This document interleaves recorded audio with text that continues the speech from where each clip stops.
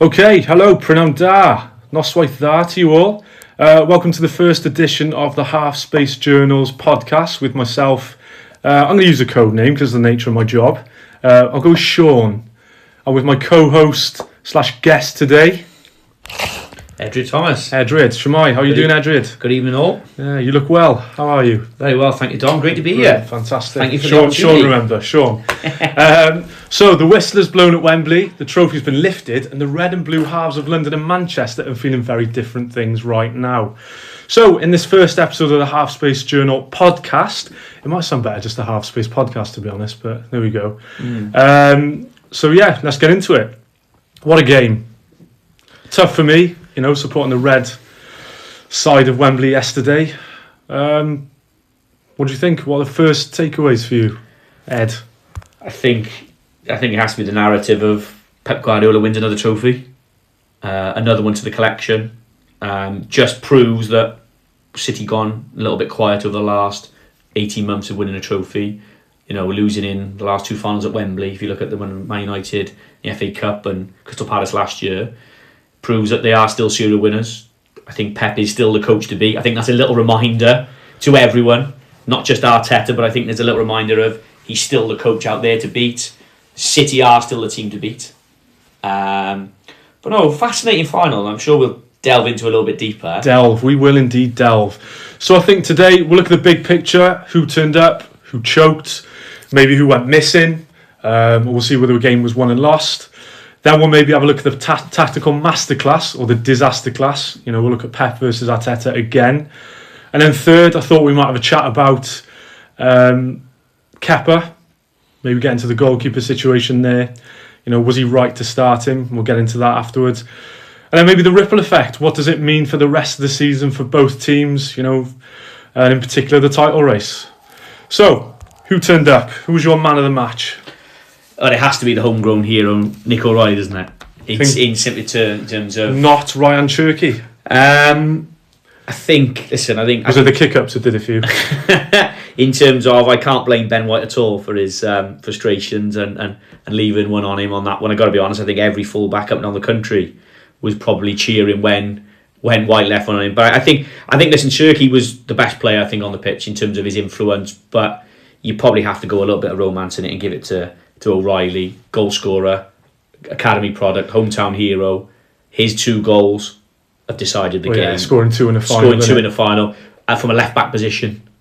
I think has to go to him. But certainly for me, Cherky was the best player on the pitch in terms of his movement, and we'll go into that in a little bit later. But certainly, yeah, Cherky the best player on the pitch, but man of the match, most effective, has to go to O'Reilly.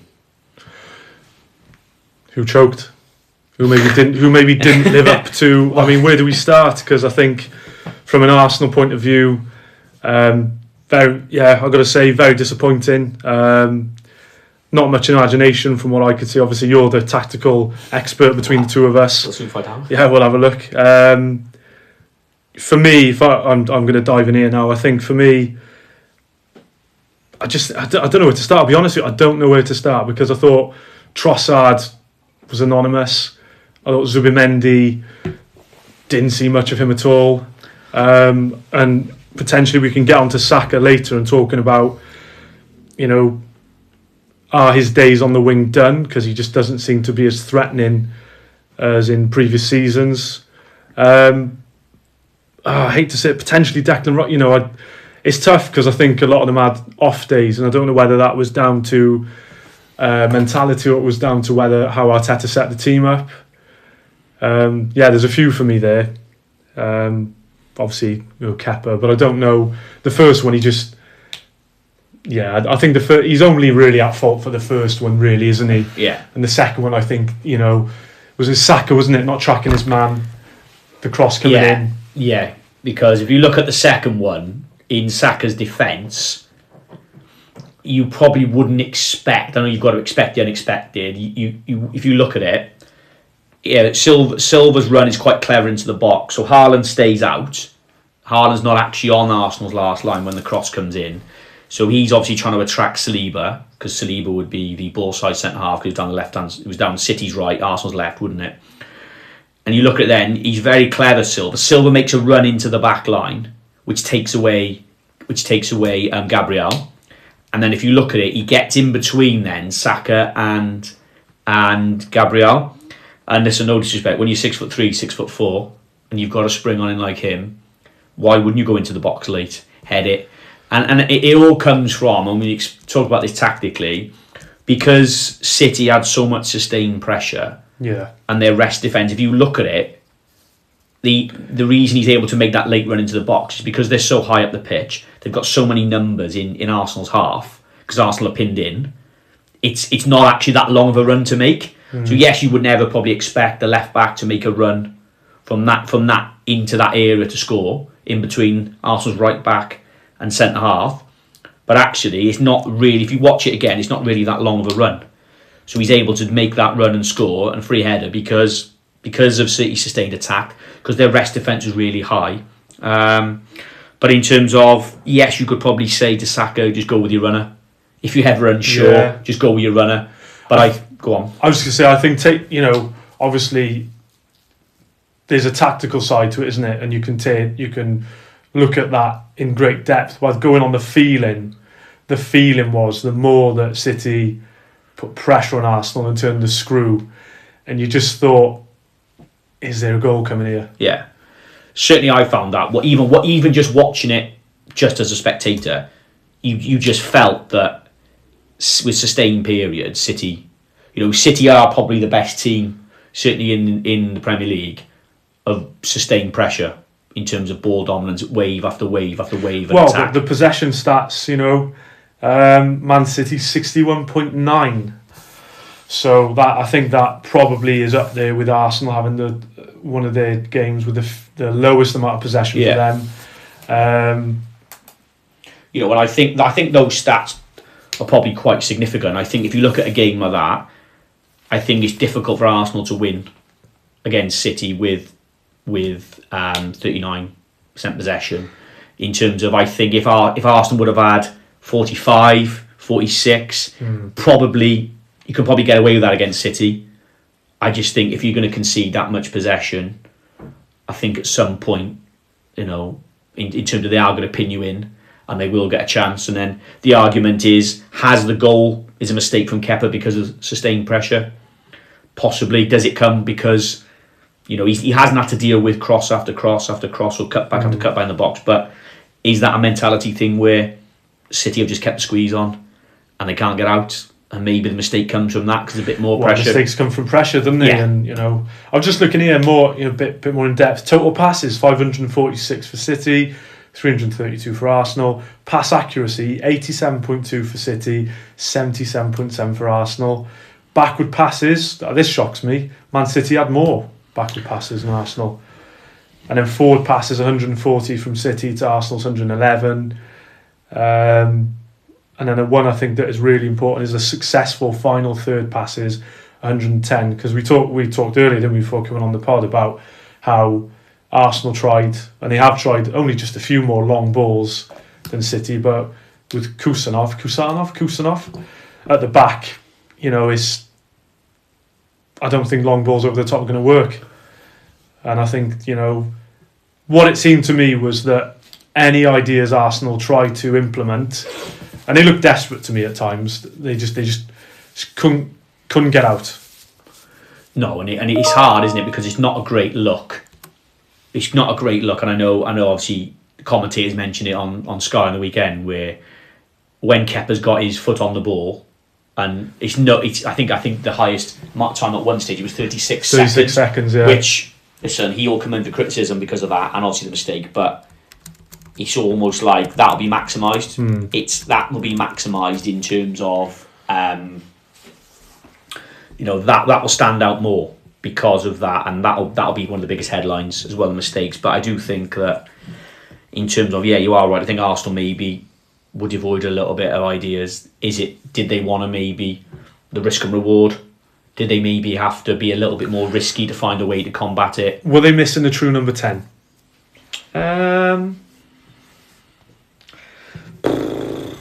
Possibly. I think for me, if you look at it as well, and I think the biggest thing is, and we'll talk about it more in the tactical masterclass, disaster class. I think the way City set up without the ball would have shocked Arteta. I think he would have thought they would have gone in a normal kind of 4-4-2 press, where they didn't. They've almost gone in that 4-2-4 press. And I think whether he's heavily influenced from Pep Lijnders with that one, from his time at Liverpool. They said, didn't they? Because Liverpool have done that, haven't they? Liverpool did it last year under Slot. They've done it under Klopp as well. Maybe that did throw a little spanner in the works. I think it comes from the comments that Arteta mentioned in the week or a few weeks ago of he felt that man-to-man pressing was killing the game and stifling the creativity, stifling the rhythm, stifling the game to be a bit more open.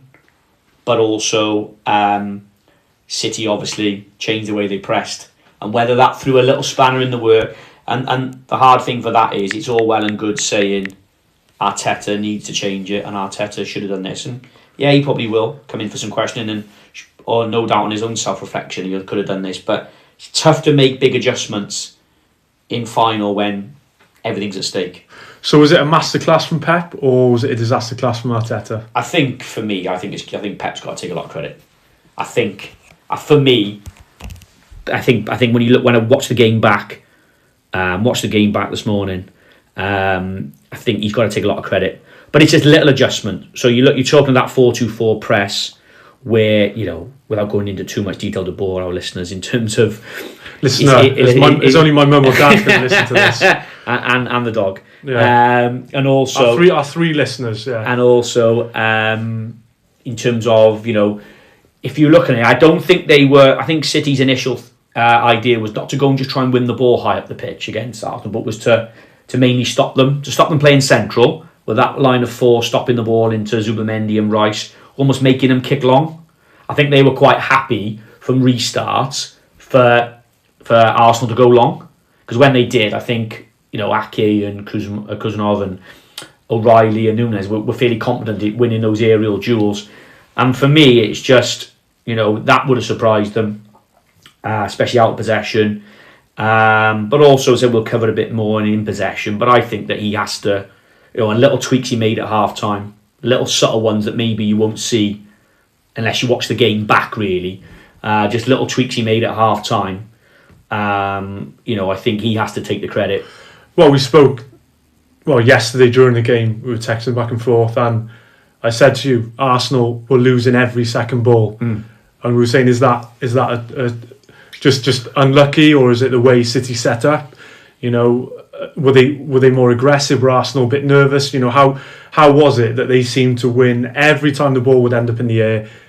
From throwing whatever, it would always somehow end up back in possession for City. Yeah, that's a fair point, because initially you'll think, well, how are they winning so many second balls? It felt like they won duels? everything, doesn't it? And you look at it and you think, rationale, how? They've got Silva in there who's not big at all. They've got Cherky in there who, no disrespect, is not very big at all. I think what it is with that 4-2-4 press, because the line of four drops off a little bit. They're not high front four. When they do go long on the first ball, City's back line and the centre halves won a lot of aerial duels against Gyökeres and Havertz. When they do head it forward with good contact, you've got that line of four in there that probably does create sometimes a 4v3 in there, or a 4v2 against Arsenal's two centre midfielders. And I think that's probably what it was, especially from restarts, especially when they did go long. Centre halves win the first contact. When they head it down, you've got that line of four in there that, because it's not too high on Arsenal's back line, it's in that half and half position where they can probably win second balls and then build attacks or stay on the ball. Just remembered, didn't even mention Hincapié. I thought, bit of a sidebar, but I thought he didn't have a great game against Semenyo. I thought first half Semenyo was probably City's biggest outlet, if you like. He was the one that was probably going to try and... Two-footed as well. Yeah, in terms of playing off the right, in terms of this game, Doku off the left. I thought he was the one that first half was probably their most potent threat. And then, soon as you look at it as well, as soon as he gets Hincapié booked, I think then...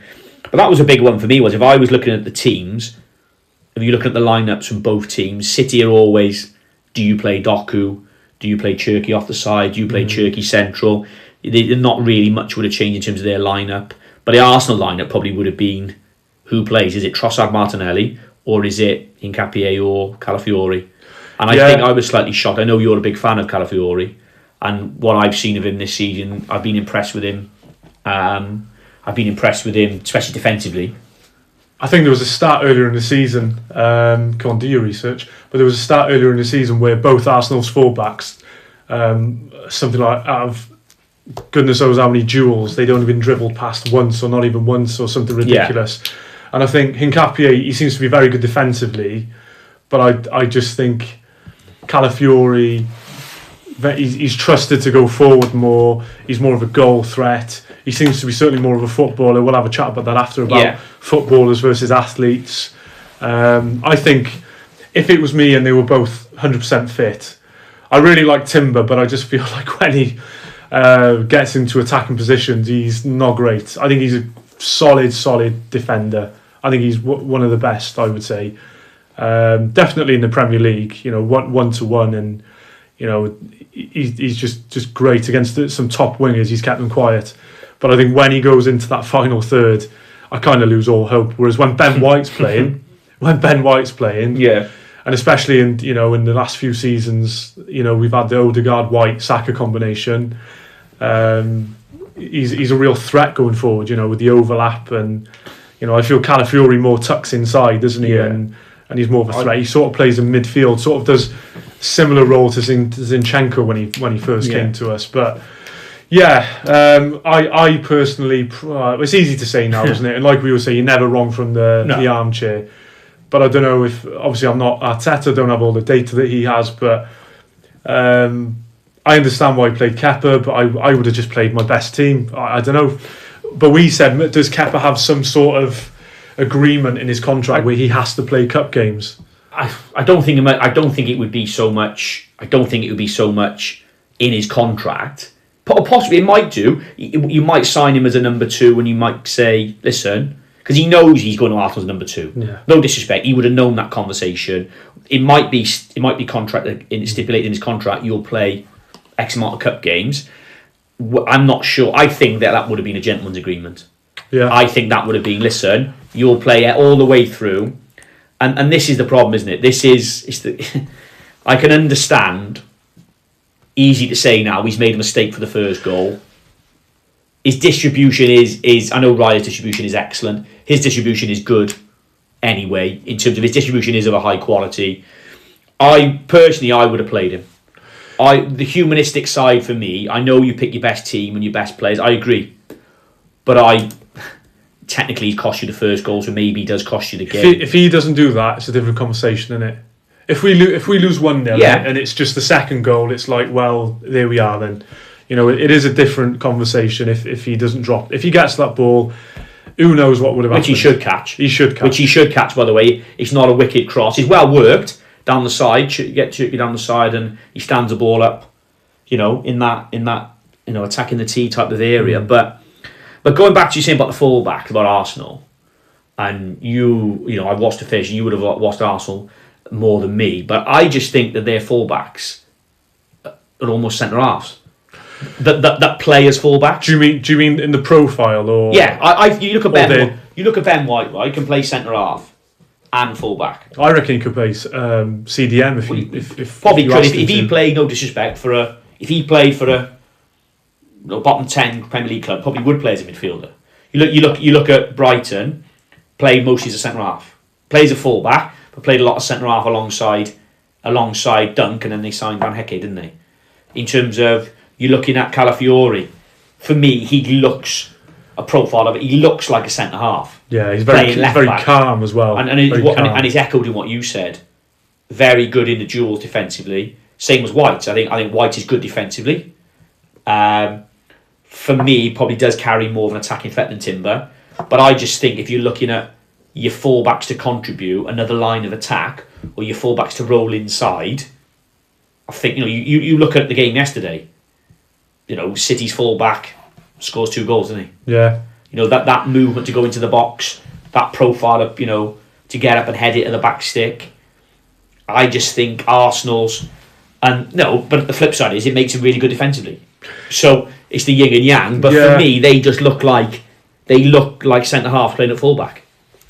And as I said, who am I? But I do think that for me they do look like centre halves playing at fullback, and I think going forward, you look at a lot of top teams do good fullbacks in attacking areas will give you an extra line, offensive play. Whether they roll inside the midfield like Nunes did a little bit second half. Right. He is a midfielder. He was an attacking midfielder with Sporting. I remember seeing him at Sporting and thinking this guy can play. Yeah. Obviously he went to Wolves. To Wolves. Yes. Was almost an 8 for Wolves. Yeah. Almost box to box in those really good 2 seasons they had. And now he's playing right back, and it just goes to show. But then we will get onto the footballers against athletes argument. But I think that has really helped City having players who can play. Yeah. But it's the style that they want to play, and I just wonder if Arsenal need more footballers, because I do feel like they have. Joe, we'll get onto it now, shall we? Footballers or athletes. I said to you, didn't I? I feel that at the moment Arsenal, apart from maybe Eze, Odegaard, potentially Havertz, Nwaneri, probably put Saka, Trossard maybe into there as well. There's a lot of athletes in there. Yeah. Not so much footballers. And every time I feel that we play City, no matter what run we're on and what run they're on, I always feel that they have the edge, because I feel like they carry more of a threat because they're good in tight spaces, they're unpredictable. Yeah. And I just feel like they always have the edge, because I would say, athletically Arsenal are potentially, if not the best team in the Premier League. Yeah, from an 100%. You look at the size of the players, Yeah. the fitness, how quick. If Martinelli is rapid. Gyökeres is a unit, but then you compare Gyökeres. I never know what to say his name. Gyökeres. To Haaland. Haaland is a footballer, isn't he? Yeah, he's a physical mutant. We love that term. Physical mutant, but he's a fantastic footballer. Yeah, we can argue about him and build up and all the rest of it. But if you would choose between the pair of them, you'd go Haaland every day. Yeah, all day. All day. If you would go with Calafiori and Nico O'Reilly, that's maybe a tougher one. Mm-hmm. Because I think if you look at it, and it was interesting, I thought he was really, really quite humble in his interview he did on different TV station. He said, he was very honest in his interview and said that, in terms of he said that he mentioned against his first half performance against Real Madrid, he was poor, and he got exposed 1v1 in behind. I think it was Valverde, wasn't it? That when he looked to jump early, the man-for-man press, and he gets done in behind with that long ball. But you look at it, great goal by the way from Valverde. Oh, it's a wonderful finish. It's with simplistic forms, isn't it? Team jumps man for man, space on the top line. You've got goalkeepers that can distribute, go into the top line. You go in behind in 2 passes. But you look at it, he's had, to be fair to him, he's made good adjustments in the last 10 days. He is a great footballer. Again, though, goes on to your point, Nunes, and I think Troy Deeney asked him in the question in his interview. He's played a lot of fullback this year, but he is a midfielder. Yeah, he is a midfielder. Whereas I think Calafiori is the opposite. Yeah. I love Calafiori, but I think if we're talking about footballers, I think Nico O'Reilly would probably have it over Calafiori in terms of being a pure footballer. I just really think if you watch, the Arsenal teams, it may be from about, under Wenger mostly, isn't it? Especially in the years where they didn't win anything, they had a lot of great footballers. Santi Cazorla, kind of for me, is one of the best footballers, up there with Ozil. I potentially better, I would say, than Ozil that Arsenal have had. I remember it was an interview with Oxlade-Chamberlain, wasn't it, on the podcast with Ben Foster, and he said, you looked at everything, you looked at him, you should be terrible at football because he's short, he's not quick, but he was probably one of the best, if not the best in the team, 2-footed, could do everything, so technically just secure. And I feel like this current Arsenal team, apart from Eze, Odegaard, sort of, he's kind of gone off the boil a bit, they really lack that. And you look at City, it's full of them. Foden was on the bench. Who am I missing? I think City Probably more. I think City have got that. I think City have got that kind of happy balance, haven't they? I think they've got real good technicians that when you do have players who are physically competent and they're athletic, I think it does allow then to free your players up.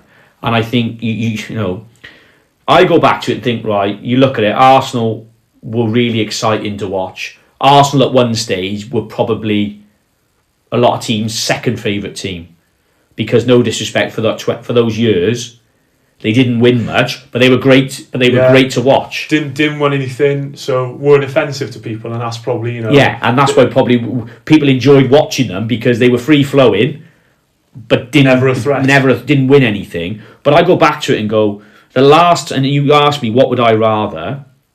I would really like, you know, you love technically competent players. Yes, you were all in love with playing with Barcelona in 2011, that model of the game. But for me, I would love just athletes who, they have to be competent and to handle the ball, of course. We're not just talking about people who just run and they can't handle the ball under pressure, of course. But I go back to it and think Arsenal in 2004, the last time they won the league, when they were at their best. If you look at that team as a profile, good footballers, of course. But think about when you had Lehman, big, powerful. You had both fullbacks. Ashley Cole probably just under 6 foot. Lauren over 6 foot. You even look at Campbell, Keown. In terms of Gilberto Silva, over 6'2". Vieira, monster, 6'4". But they could play football but as well. But again, though, you look at Henry. People say Henry was rapid. What's Henry's 6 foot plus? Bergkamp 6 foot plus. Do you know what I mean? Yeah. You know, you look at the size of them as athletes. Yes, you said, you're right. They were top players, rightly so. But athletically, they were so good, and the way we like it, that's the way football is going. Well, well, once again, physical mutants. You have to, and I know some academies will brand that term around. Yeah. But like, you've got to be able to compete in duels, because especially when we talk about it briefly, and we spoke about, like, when you go man for man pressing, you know, reality is you've got to win more duels than your opponent 1v1, haven't you? In simple terms, if I'm going to go man for man in with you, I've got to win more duels than you have. That makes sense. And being 6 foot plus, or being athletically robust, or, you know, physically stronger than opponents, counts for everything. Yeah, and I think that yesterday, well, it says, I'm really surprised with this. Hang on. No. Yeah, City won more duels. Only 3 more. Okay. But it doesn't surprise me, because I just felt that we weren't, Arsenal were the threat that they normally are. You know, I just felt like they made it easy for City. Going back to the itinerary. Yeah. So was Arteta right to start Kepa over Raya? You think it was fine? I no problem with that. I would say I wouldn't. When I saw the team come out, usually it gives you a sign. You know, when you see a team come out, and you go, oh, usually when you read it on Flash Scores, or you see it come up on Sky, the preview, you know, I always look at it and think, when you look at it, you go, oh, straight away, that's interesting. Whereas I wasn't surprised to see Kepa play in the final. Yeah, I think this question's obviously maximised. Well, of course it has, because he's gifted the first goal. It's going to come under the microscope, innit? Because of the mistake, and, you know, how dependable Raya has been since, you know, he's had a couple of mistakes, and, you know, there's the Wolves one in his Sunderland and that. Yeah. But, you know, I think it's the occasion, isn't it? Yeah. But then Pep started his result. He started Trafford, so and you look at that in simple terms. He made 3 saves, and he made a treble save for in the first 7 minutes, wasn't it? Where he's made a save off Havertz, and then he's responded well, and it's hard, isn't it? But then again, though, you know, it's difficult, isn't it? You know, but I would always go with, if you've got a gentleman's agreement with, you're still coaching the human being, aren't you? Yeah. And I think, you know, because you're going to need him. If you don't play him, because now if you look at this on the flip side now, though, right? If you don't play him for the final, now I don't know how long he's got on his contract left, right? But if you don't play him for the final, and you alienate him, say Raya gets injured, and yes, he's a professional, okay, he's paid to do a job, of course, but say you're going to need him for the last 5, 6, 7, 8 games in the title run, would you rather have a goalkeeper then that's highly motivated, played a couple more games, fully in tune with playing, than having someone who's going to be a little bit disillusioned. Now I know what people will say when he's a professional. He gets paid to do the job. Of course he does. But that's the flip side of it. Looking at it from a managerial or coaching perspective, if you're going to need him to play, I mean, if you've agreed that, if you agree to play, and you're playing every cup game, EFL Cup game, and you don't play him for the final, well, you lose him, don't you? Whether that's only 5%, 10%. Well, you can argue he's earned it then, can you? Well, Jimmy, you say, well, I've got us to the final. And now you drop me, you run the risk of losing him. And I don't mean that he'll go and throw his toys out and you won't turn up for training. But would you rather him at 100% for the remaining 6 games in the title race, or at 90% where he's a little bit demotivated, or he thinks, well, why bother? Yeah, I think, the only like we said already, the only reason it's come and under the spotlight really is because he made a mistake. Yeah. And also having his foot on the ball for 36 seconds, which are not potentially not all his fault there. Let's get on to the ripple effect and where this leaves the remaining games in the season, in the Premier League, in the Champions League, in the FA Cup. What are we thinking? So 7 games to go. Yep. City have a game in hand, so they have 8, I think, don't they? They have 8 games to go. Yeah. Should Arsenal be worried now? Should City, have they got a second wind? I think I read somewhere today that Nico O'Reilly said he can smell blood. Yeah, he did say that in his interview. He did say that they can smell blood, and that that win almost is a bit more than, obviously it's not 3 points. They won a trophy, but I do think that it's a little subtle reminder, isn't it, that City are still the team, aren't they, at the moment? In terms of, you look at Arsenal, I think Arsenal are in a good position. And I do think Arsenal will have enough to get over the line. All it takes, though, doesn't it, is... So they're 9 points ahead. Say City now win their game in hand, which I think is against Crystal Palace. Yeah. 6 points ahead, so they win that. 6 points ahead. Yeah, you'd expect them to. We lose one game. Arsenal, lose one game. Not we. Got to be impartial, but no. Arsenal lose one game. Lose at the Etihad. They're level on points. So it's, as much as 9 points sounds like a lot at the moment, and people in the media seem to be quite calm about it, all it takes is 1 or 2 bad games and it blows the title race wide open. And I think there must be a sense of anxiety and fear in the Arsenal camp at the moment, because they know that one mistake, it could cost them, and it's a shame because that stat keeps coming up on Twitter or X, doesn't it? That they've spent the most time top of the league for the last goodness knows how many years, but they haven't won it. Yeah, and it doesn't matter how long they're at the top if they can't finish. Yeah, which I think is the big problem, and it's I think this year potentially is going to be more agonising than all the rest, because the investment in the squad. 7 games to go, 9 points clear, and also they've had multiple chances. Nottingham Forest, Wolves, Liverpool, Man U. We should have won that home game really. I know you'll have something to say about that, but they've had plenty of opportunities to get into double figures, and really they could have had it wrapped up by now. Probably they could have. If things are, there was the odd call that didn't go their way, but you can't be relying on the odd call to win a title. And, no, if you want to win the title, you've got to go and win it, haven't you? So what are we thinking? I still think Arsenal got enough to win it. I think what leads me on to that is impartial here, in terms of, I still think defensively they are. They're still the best defensive team in the country, possibly in the world, really. In terms of, I think that will pay dividends in a title race. In terms of, I think they'll still. It's the old cliche, isn't it? I think. Attackers will win you games, defenders will win you titles. Yeah. I think that will come into it. You would have to say that the mentality thing now is going to be tested for Arsenal, and I do think you'll see now mentality will be the deciding factor. City obviously that'll be more than just a cup win for City. They'll be thinking, right, there's no level of panic for them. They're used to it. They're used to chasing. because they've done it against Liverpool and done it against Arsenal the last couple of years where they've chased and won. Where they always play in second.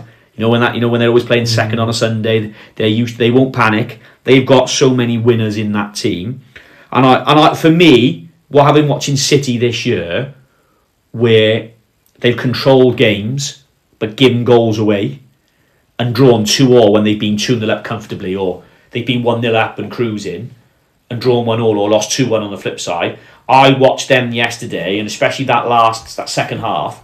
But I felt that that's the best they've played in a long while in terms of against the best team in the country, in terms of the amount of control they played. Like you said, for them to outfight and outwin Arsenal on second balls and duels, for me that could be a big sign. But for me, that was what I think Pep mentioned in his interview as well. That's what surprised him a lot, was how many duels they won, how many second balls they won, especially centrally. For me, I think you would be slightly concerned, and all Arsenal fans now will be going, "Oh my God, is this a spiral?" I do think Arsenal have enough to win the league in terms of their discipline. Do we think shape? Has the international break come at the right time or the wrong time? I think you look at, because it depends. You can flip it. That's the great thing about football, isn't it? You can put any narrative. You can flip it any way you want. Make the narrative work for you. Yeah. Because obviously you could argue now that, do they want another game now to put this right? Are they going to want to thrash somebody to get this out of their minds? Because they've gone on some winning runs, haven't they, this season after losing. They've only lost 4 games all season. Out of 31 games, excellent. I think in all competitions it's close to 40 now. Yeah, it would be. I think as well I think international is a little bit. I think now after that result, you're going to be quite protective. I think I've just seen that Gabriel come out of the Brazil squad, has withdrawn from the Brazil squad, which is probably a little bit like the Fergie effect. You look like you're struggling a little bit, son. You know what I mean? One of them. Like with that, I think you would be a bit worried, because you want the unity together. You want that control. I think the flip side is you don't know, because part of you will say at City, losing Tuesday, as if it was me, I'd rather a game Wednesday. Then you've got to go and put it right. You don't. Now Arsenal have to probably wait 13 days, 40 days to play their next competitive game. I think next game was FA Cup, isn't it? Yeah, so it's not even a league game. So it's that longer wait then to play another league game. But then the flip side would be, players have gone away, they concentrate on international duty, let it digest. Hopefully, from their perspective, going international duty, it will eradicate the pain quicker. You get out the system. The next league game is on the 11th of April. Okay, so that's Bournemouth at home, which is Bournemouth are doing really well this season, aren't they? Obviously, there's a bit of noise around Iraola potentially going to Athletic Bilbao, but he's going to be fully focused on Bournemouth, isn't he, right now, and try and do the best for them. I don't know. If we said today before coming on, we said that if it was me and this had happened to me, I'd be chomping at the bit for the next game, wanting to put it right and really wanting to show what I'm made of. And you'd think, as this is coming from a bloke who played absolutely terrible level of football, and has a first touch worse than Gyökeres. No, that's disrespectful to Gyökeres, but that would be my mentality, is wanting to really put it right. And if I was City, I would want the international break, because from an Arsenal, from their perspective, you want to lap this up, don't you? This is going to be in the media now for the next 2 weeks, or certainly until when England play next weekend, isn't it? Does that make sense? In terms of, so this is going to be all over now. So if I'm City, you celebrate the trophy, go on international duty, as long as no one picks up any injuries or any illnesses on the way there or way back. I think the international comes a good time for City, because they'll get a reset, enjoy what's happened. I think Nico Riley said in his interview, he doesn't go on international duty now until next Friday. So they'll have time to celebrate and enjoy and have some rest and recoup. So I think it comes at a good time for them. For Arsenal, you don't know. As I said, if it was me, I would want to be playing next week. I want to be playing Wednesday. You'd want to be playing straight away to respond and get that next one on the board as soon as possible, and be okay, next one, okay? Because like you said, Arsenal be good at building runs. And we know everything. Momentum is everything. Momentum is everything in professional sport. And they're going to want to get going again. Should we turn our attention to the Premier League results from the weekend? Yeah. I think we'll start with, should we start up north? Up north? Newcastle, Sunderland. Yes. I think for me, what a massive result that is for Sunderland to do the double twice in one season. It is the double. Their first season back in the Premier League. They've had a wonderful season, and Regis Libris has to come in for me, if Arteta wins the league, he will be, rightly so, manager of the year, manager of the season.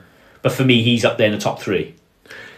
It goes to show, though, that in order to stay in the Prem, you really do need to invest in the squad coming up from the Championship. You really, because they made a ton of signings in the summer, and I think we got to say their most important one was ex-Arsenal man Granit Xhaka. I think he's been, and I remember seeing that transfer and thinking, why on earth would you go from Bayer Leverkusen, who were the Invincibles of Germany, playing at a good level in the Bundesliga? Yeah. But obviously, I don't think I highly doubt he regrets this decision. No, and certainly with them, I think that's an interesting one, because I just think as a player, right, you've been in the Bundesliga now 4, 5, 6 years in terms of since he left Arsenal. For me, they reached their pinnacle with Bayern won the league. Hard to top an invincible season. Invincible season, won the league. Manager obviously goes. Star player gets signed to Liverpool. And you probably look at it and go, I could stay here. Still going to be a top 4, top 5. Should be German Bundesliga side. But I think you look at it and go, do you know what? You go to Sunderland, it's a different. He knows the league, and I think that's evident. I think as well as when you're looking at, I think it's so important for teams that are newly promoted. They live and die by their recruitment, probably, don't they? Coming up, you probably live and die by your recruitment. Good recruitment probably keeps you in the league. I'm not just coaching. Obviously, of course, you've got to work on the training pitch, and obviously a lot of coaching into it. But I think as a newly promoted Premier League scene, as a manager of the club, for me, you probably live and die by your recruitment. Makes you think, though, doesn't it? That if you're say now, Wrexham go up, for example, that would be Hollywood. That would be Hollywood. Yeah, say Wrexham went up to the playoffs, whatever. They would. I can see them trying to do a Sunderland and make a ton of signings. But what message does that send to the players who got them up in the first place? Is the gap between the championships and the Premiership that big? Yeah. Yeah.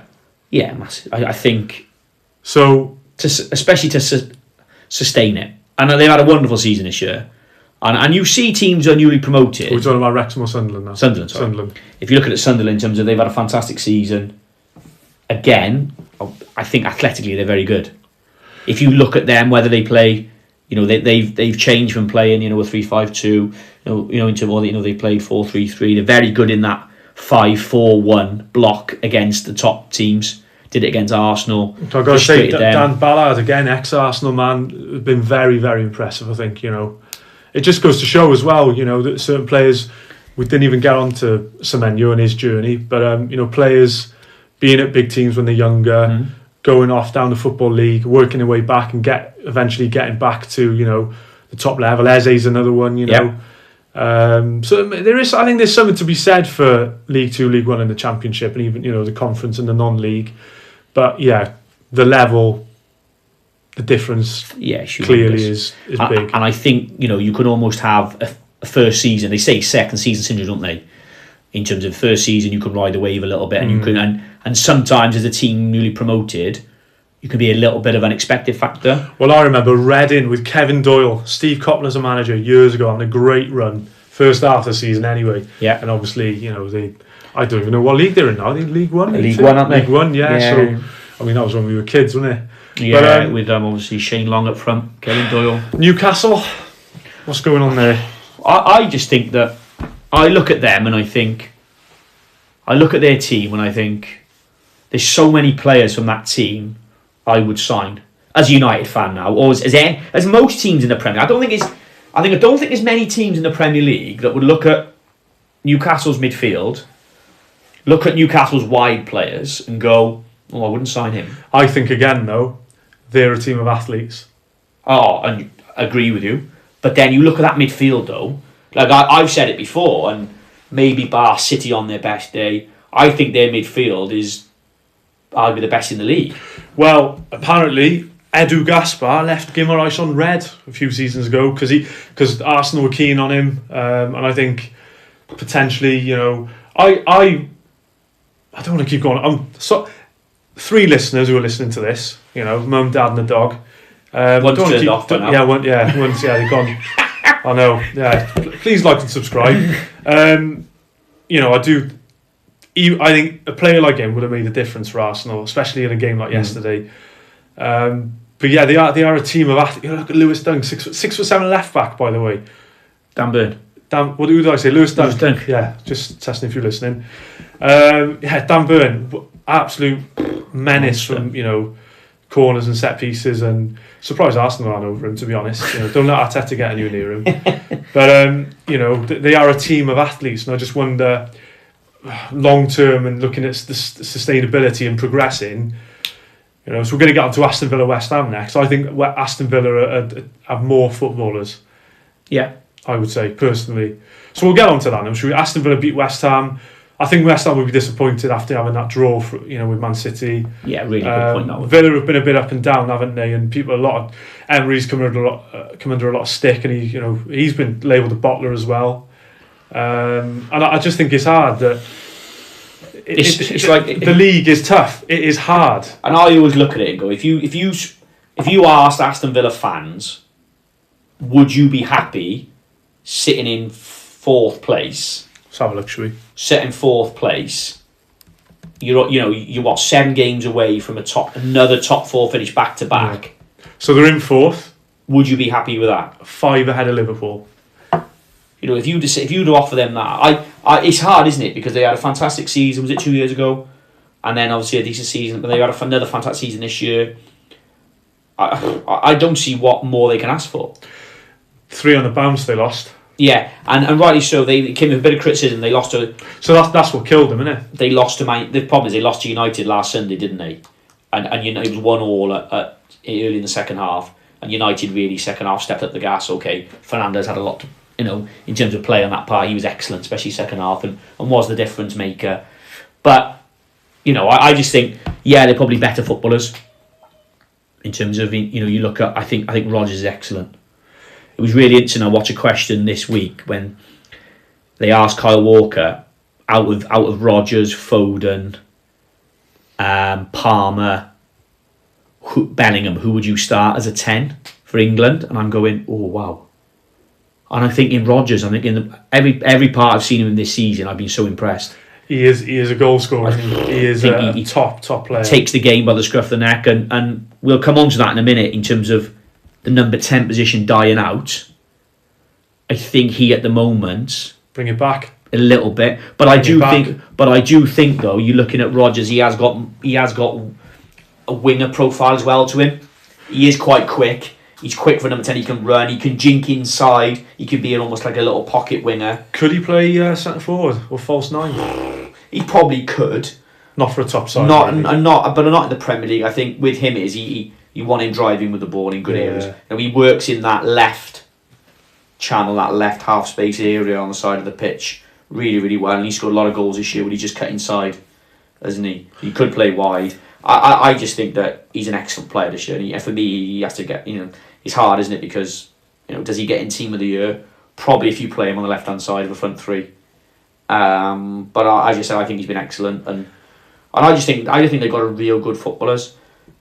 Aston Villa. I got to say, when they're not playing us, I do like him. Tielemans, always liked him. Oh, good play. Expansive. We was at, didn't he start playing? He was in the Anderlecht's first team when he was 17. Yeah, so he's, that says it all. And his longevity, still playing at the top level. Yeah. West Ham, 1 point below Spurs, 18th. Have they got enough, do you think? I guess we can talk about this next week. Sorry to interrupt. We can do a segment next week, for our 3 listeners, maybe 4 next week. Yeah, no. And have a look at. I think Wolves are probably gone now, aren't they? I think the bottom 2 have gone. I don't think anyone's making. I mean, to be fair to Wolves, they have they have gained ground on Burnley. You know, they looked at one stage like they potentially were going to be the lowest team. 1 loss in the last 6. You know, and for a team that's 20th, that's an unbelievable record. 3 draws, 2 wins. You look at that, that's top 4 form. But the problem is it was so poor in the first part of the season, and you're probably never going to get that. You know, we've got 7 games to go. You're never going to get that back. Have they got enough? I would say no. I still do think Spurs have got a better quality of player, and I think that will just be enough. I think it'll go close to the wire, but I do think Spurs, just with that little bit of extra quality of player, I think will just have enough to stay up over. I think a couple of wins, couple of draws, and they'll be fine. Yeah. I think if they get... What is it? 40 points is the magical number, isn't it? Well, I think... But if you look at... 37. But if you look at the last few years, you don't normally need to get to... Because it's more competitive than ever, you don't normally need to get to 40 points. I said that Bournemouth are having a good run earlier. 5 draws in the last 6 and 1 win. And they're in 13th. It's funny, isn't it, how you perceive certain teams. You know, I know Crystal Palace haven't been playing well because they're down in 14th. Yeah. Sunderland have dropped to 11th. They were 3rd at one point, weren't they? Yeah. But so the next skip, right, yeah. Spurs Forest. Oh dear. What a card. Massive for Forest. I think you talk about potentially the more than 3 points factor. That win then obviously takes them a few points above Spurs. But in terms of, I just think that only 2. Only 2, but for me psychologically that feels a little bit more. You know, having watched the highlights, some of the 3-0. I think Forest will be okay. I do. If I had to pick one team out of 3 to go down, I think it would be West Ham for me. I think they're just lacking a little. I don't think they've got enough firepower going forward. Whereas I think the others have got the slightly more firepower going forward, and I think that'll be just enough. Should Leeds be worried? I would be. I think they're well in it. Again, though, isn't it? They went on a good run, and I remember, they went on a really good run, and people were going the way they were playing. But again, though, Leeds are probably where they expected to be, aren't they? They've from the last couple of games, they've missed a few chances, haven't they, to win games. Yeah. I know Calvert-Lewin has had a bit of a renaissance. Yeah. Or is there a better word than that? I think he probably just strikers all about confidence, isn't it? Yeah, but no, he seems to be doing all right there, doesn't he? So we've got Leeds United in 15th, 33 points. Nottingham Forest 16th, 32. Spurs 17th on 30, and then you've got West Ham 29. So there's only 4 points separating West Ham in 18th to Leeds in 15th. Yeah, they're all in it, aren't they? It's was it a 4-horse race? For one spot. I've got a feeling Spurs are really in trouble. I really do, because I think the only thing I'd say with that is what doesn't play into Spurs' favour is that they've never been involved in that type of battle. And I'm not sure. And I remember, just speaking on it from a Welsh Premier League level, speaking to players that played in a few teams that were consistently in a relegation battle. They never really got fazed or worried because they were used to it, and they were used to going down to the wire, and they could draw on those experiences. And I think when you haven't been in it, I think that's the only thing that will cost Spurs. Is that not the only thing, but I think that's the one thing that Spurs might struggle with, is the mentality and the panic of, we've never been in one of this before. We don't know how this looks, how this feel. Where there's no disrespect to the other teams, Leeds, West Ham, Forest to a certain extent, have experienced relegation battles. You've got players in there that, I just to think, Simons, was he at youth level? PSG, Barcelona, played at Leipzig, touted as a superstar. Yeah. What planet has he ever thought about relegation battle? Exactly. So I just wonder if they got, they did well against Atletico, who by the way have a terrible away record, but they did well. Fair play. They did well to win that. But I wonder if, for me, if they actually might be, and I'm not saying that as an Arsenal fan. I just worry that it would be mental if they went down. I think it would be incredible, and I think it would just be bonkers. Having someone like Lincoln going to the Tottenham Hotspur Stadium. That meant just. I'm not sure Tudor is the right man. I remember seeing someone on X, because you know how reliable X is. You know, it's Yeah, even more than Facebook. Yeah. Someone said that when he was in Serie A, he nearly took who was it? Or Juventus. He took him right down the table. Apparently, I need to. Our 4 listeners, maybe 3, or if you're still with us, need to fact check that. But I know that when he came in, people were not convinced. And the problem what you have is that the hard thing is when you make what I can't understand with it, that he's, and correct me if I'm wrong, he's caretaker till the end of the season. Yeah. What I find really strange is with appointing a caretaker to the end of the season, usually that's someone internal, or that's someone that's got a connection with the club. Now you look at the flip side with Carrick. He's had the polar opposite effect at United.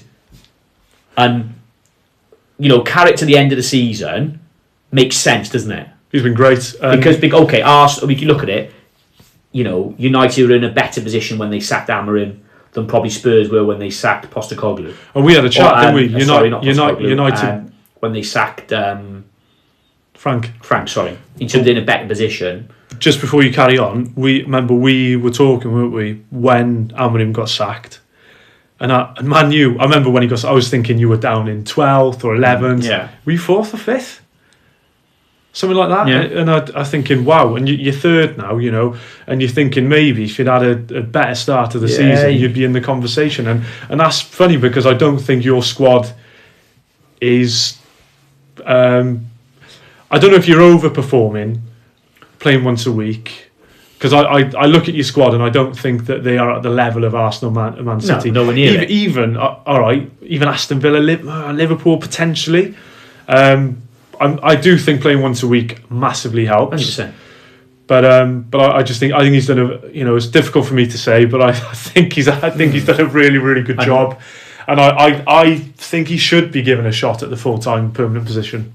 I just think as well is, going back to before you spoke about Tudor, is that, or as we say in Wales, Tudur.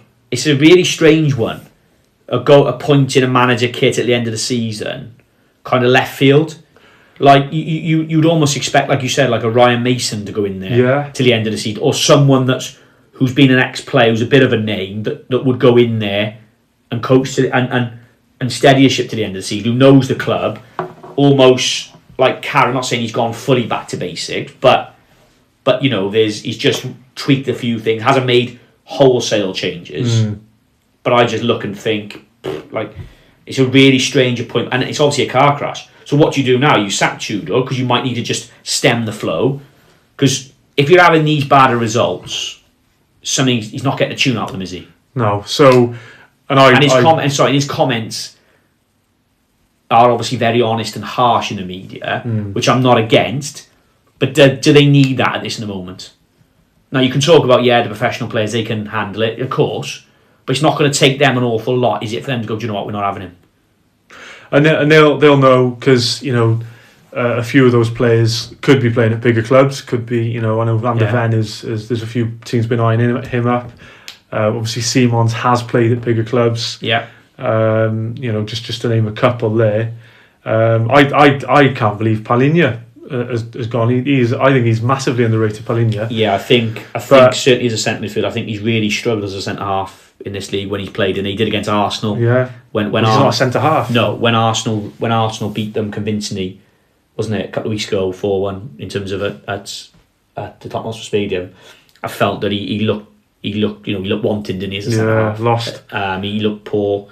And also as well is it's a really, really, as I said, I go back to it and I've said it a couple of times now, it's a really strange appointment to go with a long-term caretaker or a mid-term caretaker without someone. It's a totally left field appointment, isn't it? Well, as a player, are you... This is, for people like us, who if we would jump at the chance to play professional football, wouldn't we, just for a day? But if in it, you're looking at them and what we know what they're like from the media, or what they perceive like anyway. Yeah. If a coach comes in on an interim basis, what's your mindset going to be? You're going to think, right, I'm going to work my socks off, do my best for him, or are you going to think he's only here till end of the season? Do you know what? I can sort out a move with my agent. They probably have relegation clauses. Yeah, I think it depends on the one thing I'd say about a player's mindset is if you go down, you might be denied that bigger move. Does that make sense? You'll still get a move, and no doubt, but if they do go down, players will obviously get them. You know, they're not going to have the same budget they did in the Premier League or in the Championship, but like they will move away. But for me though, I think if I'm a player, it all depends on how the caretaker is in his first couple of weeks. And if it was me as a caretaker, I would go and try and almost not befriend the players, of course not, but get them on side. Would you get the spirit high, get the good togetherness feel about the place? I wouldn't change too much tactic. I wouldn't go in there and try and change this, change that. Not saying he has, but I would try and get players on side, be really hard to beat, find a system or find a way that makes us hard to beat, but also get your best players playing your best positions. I mean, I think that's what Carrick's biggest strength has been.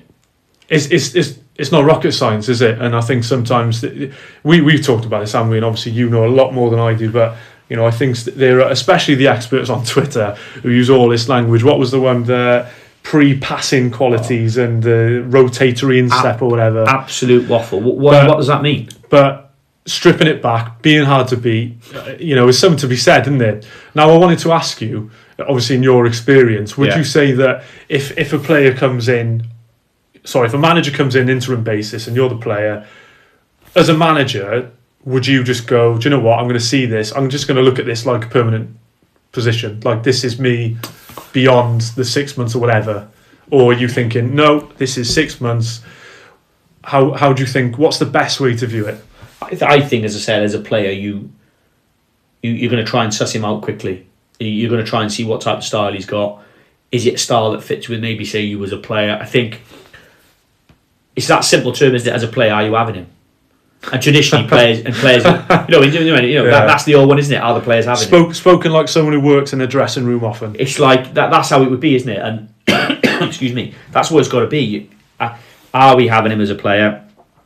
Because you know what it's like. They're thinking, well, listen, you know, he's not going to be here very long, so you know, we'll not down tools, but in terms of you'll be in a relaxed mindset. Yeah. Whereas if you're playing for a manager that you trust and you don't want to let him down, there's that element of, yes, he'll do anything for me, but I know that he'll be on my case. Solskjaer's a good example of that, isn't he? Yes. Potentially even Gus Hiddink. Yeah, comes to mind. Very Chelsea, wasn't it? Ancelotti. You look at like probably the perfect modern day man manager who's won the most trophies. That eyebrow, magical.